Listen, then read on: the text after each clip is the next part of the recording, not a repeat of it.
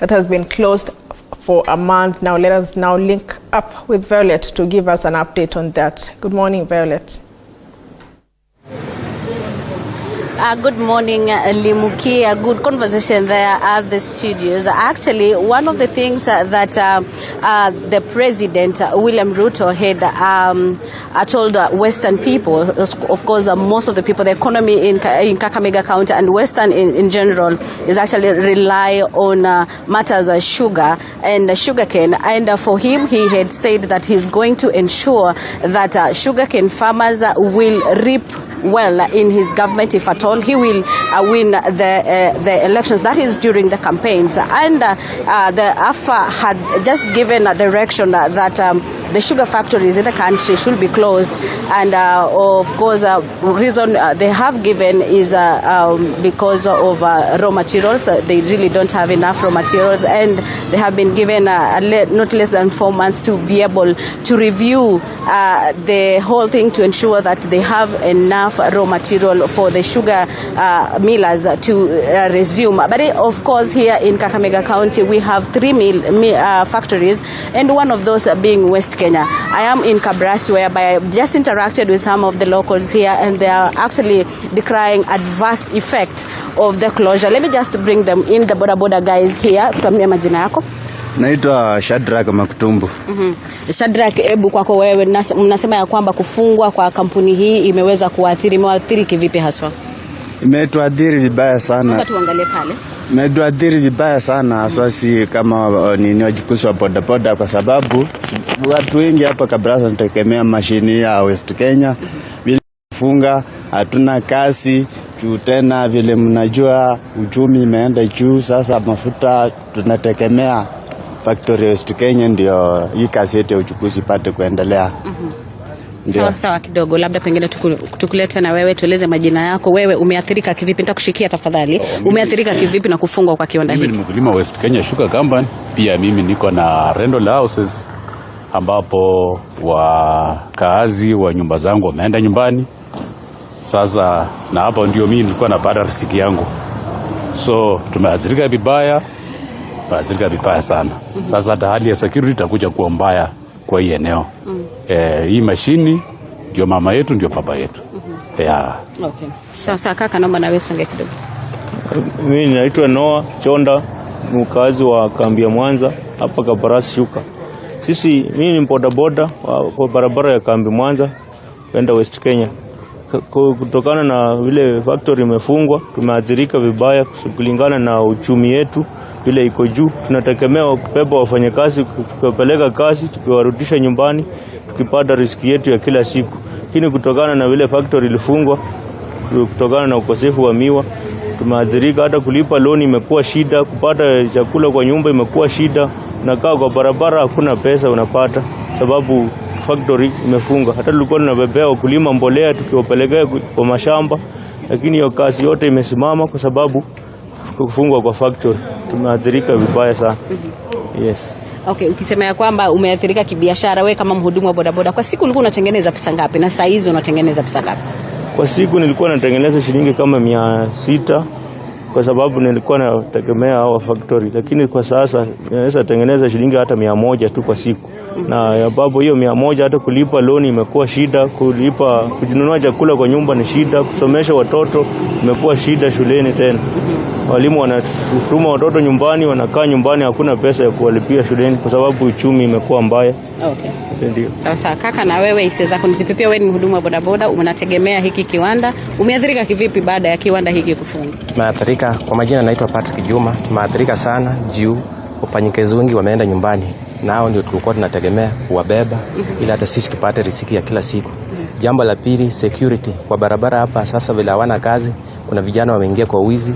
Ukipita tu hapa kama usiku saa 2 hivi saa 3 wanakunyang'anya chenye umepata kwa barabara kile kidogo. Tulikuwa tunaomba ya kwamba wafungue kiwanda ianze kazi. Juu hata hiyo miwa inyiko kidogo saa hii wanakata wakipanda kama mbolea, na walikuwa wamefunga ya kwamba miwa ifanye nini ikue. Na saa hizo miwa zenye tulikuwa tunatarajia kwamba itakuwa kubwa, saa hii wanakata wakiuzia watu ati mbegu ya kupanda. So tunakuwa naomba ya kwamba wafungue hii kampuni, zile miwa ambazo ziko tuendelee tu vile tulikuwa tunaendelea. Okay. Kaka. Kwa majina naitwa Steven Nganga. Mimi nilikuwa mwanabodaboda kwa hii barabara, tena hufanya biashara hapa kwa hii barabara. Kwa upande wangu hakika tumeathirika pakubwa, kwa sababu kwa wakati mmoja factory imefungwa, tena shule hii ya Shamberere pia imefungwa. Sasa wakazi wa pande tumetegemea kubeba wafanyikazi wa factory, pia wanafunzi wa Shamberere. So tunaomba kwamba serikali itufikirie ipunguzeko gharama ya mafuta, tukifanya kazi tusikie uzuri kidogo ambayo serikali inaweza tupatia. Okay.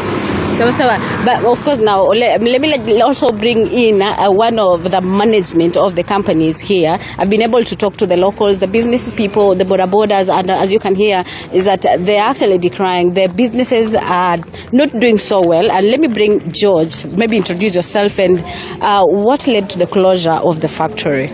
My name is George Muruli.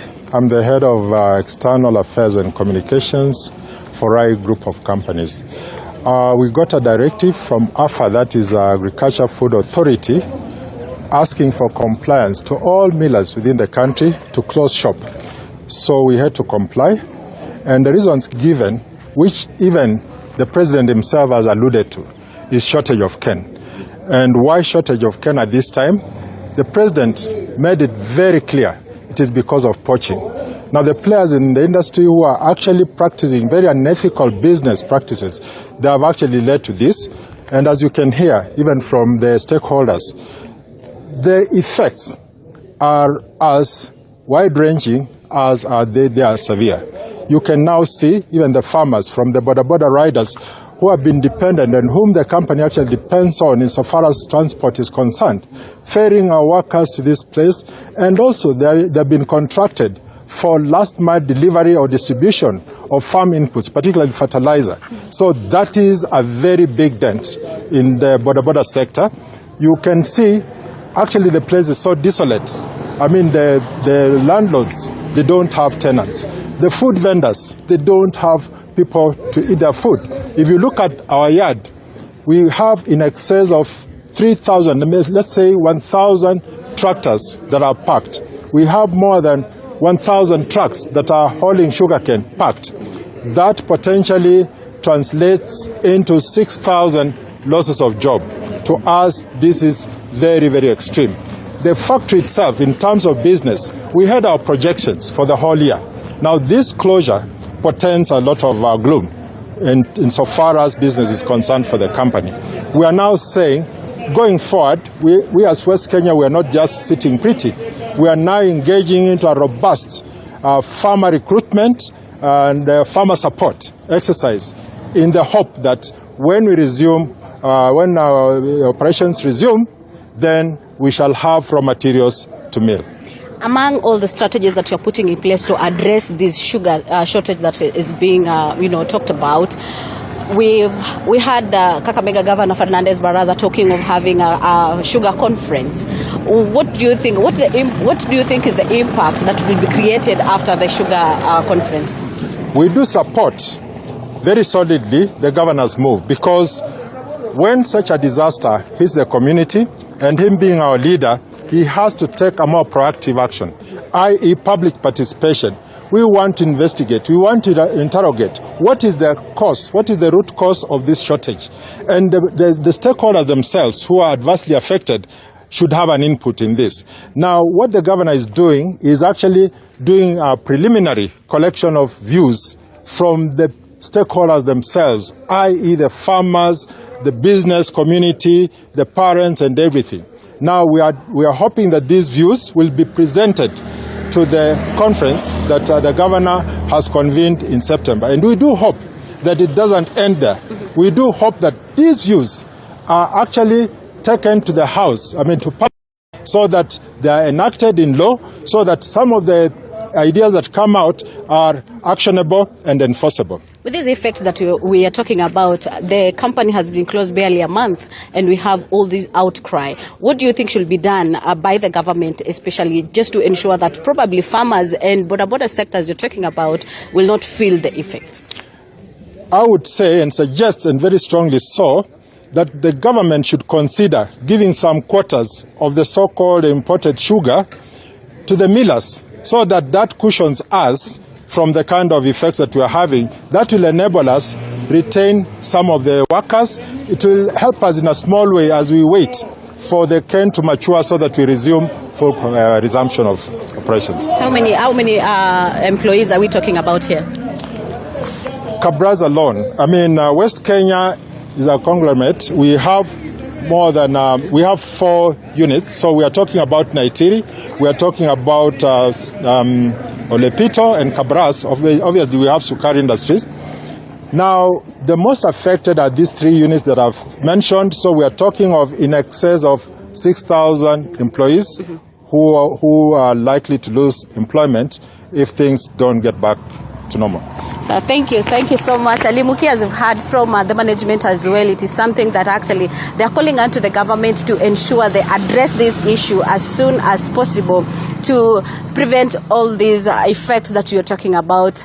Border sector, the business people around, they have been adversely affected by the closure of not just one factory in Kakamega County, but we also have Butali, we also have Mumias Sugar, of course, that has been faced with financial issues for a very long time, and the closure of these factories will mean that many people who have been entirely depending on these factories, directly or indirectly, will feel the effects. I take it back to you, Limuki. Well, thank you.